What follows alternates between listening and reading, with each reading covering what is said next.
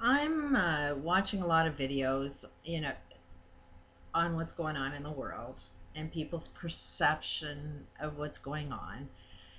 And a lot of people are like waking up, but not really pushing it to the next level and not really seeing what's really going on. And okay, you picture yourself being the government. All of the people that he's governing say, I want a higher paycheck. I need more money. I need to spend more money. It costs more money to buy food, so I need to earn more money. So, government, do what you can to make sure I can earn more money.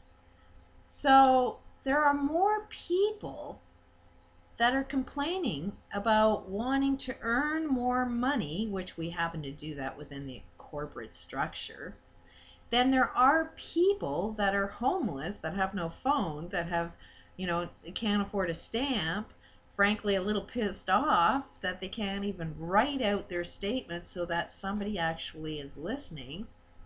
While there's been so few people being affected by a lot of crime that can't be enforced,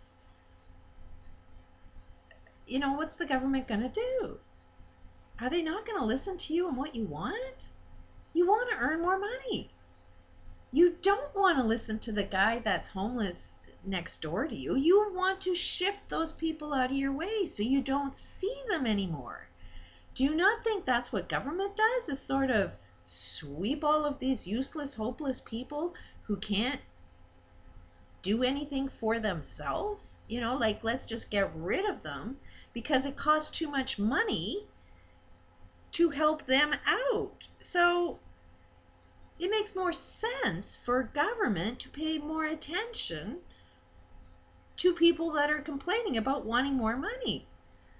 So you're going to give more corporations more ability to earn more money and provide those so-called jobs for everybody, because you all want your jobs, you all want to earn your money.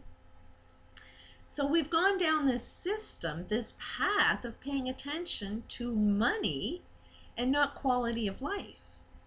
Because while we want quality of life, the only way we're happy with our quality of life is when we get the high paying job to be able to afford those big mansions, the sports cars. I mean, we look out, you know, anybody that's got the big house, we sort of think they're really smart.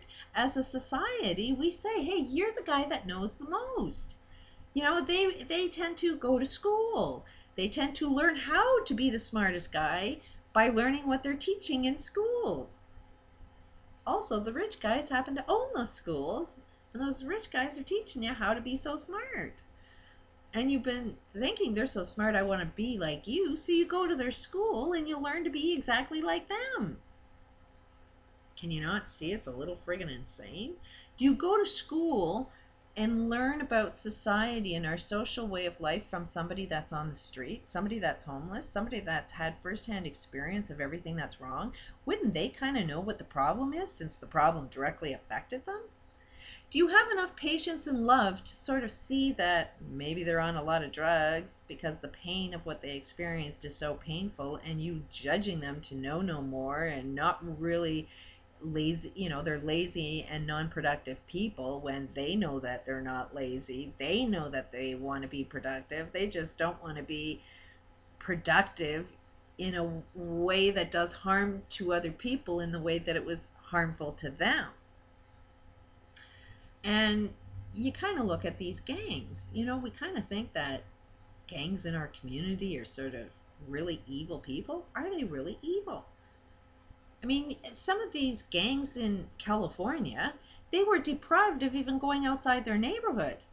We didn't want to see them because of the color of their skin or the fact that they were living in poverty. It was like they were trash to the whole universe. And we didn't want their trash to be coming into our communities. So we made sure with our police that they weren't entitled to go outside their communities. So what did they do? They protected their communities. How did they earn their money? The only way they could. The pain of everything that they experienced was subsided through drugs. So if you're going to make any money, you're going to make money by selling drugs, and hopefully selling drugs outside your community, but you're okay with selling it within your community because we're not really recognizing that we're destroying our own communities by trying to survive.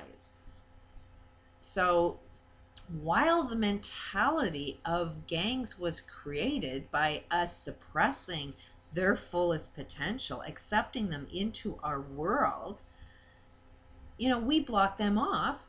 And so now they're blocking us off. They're doing what was done to them, to their own people. It's a very important lesson. Don't hate anything, because you will transform into what you hate. Hate grabs your attention. Hate grabs your focus. And you don't often look in a mirror and see yourself. But while you're hating, you're not seeing that in order for you to experience what you hate, somebody had to hate you. And in order for somebody to hate you, they had an action. So in order for you to hate someone else, you're going to do the same actions of what they did to you. It's a repeated pattern. And we do this within our religions.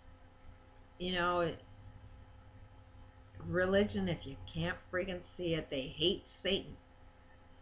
Yet they're acting exactly like Satan because they hate it so much. They judge other people, yet their own friggin' Bible says don't judge other people. They use war to try and prove their point. They separate us because we all need to believe in a different God. It's like God has a multiple personality. There's more than one God. Or is there only one God? That our religion is what's keeping us separate from our beliefs, that we believe in these different books that are written by the corporate world. Hello, wake up. These are not the words of God. These are words that are interpreted from somebody's perceptions of the words of God. And then in order for you to get it, it had to go through a corporate world that needed to make some money. So you think their perceptions, like judges who are wealthy, who can't perceive, a poverty way of perceiving life. So these judges will always perceive evidence that they feel is relevant. In my particular case, yeah, the rich guy was able to present all of the evidence that he wanted to, even though his evidence was completely corrupt, completely a lie, can be easily proven to be a lie, can easily prove this guy is breaking so many crimes, laws, that we have jail sentences attached to them. But me living in poverty, can I present that evidence of how many crimes he's committing? No, because some judge is judging it to be irrelevant. So, our court systems are not going to be able to see what's going on. You'll never find out truth through a justice system. And if you're looking at the bigger picture as government's representing you perfectly.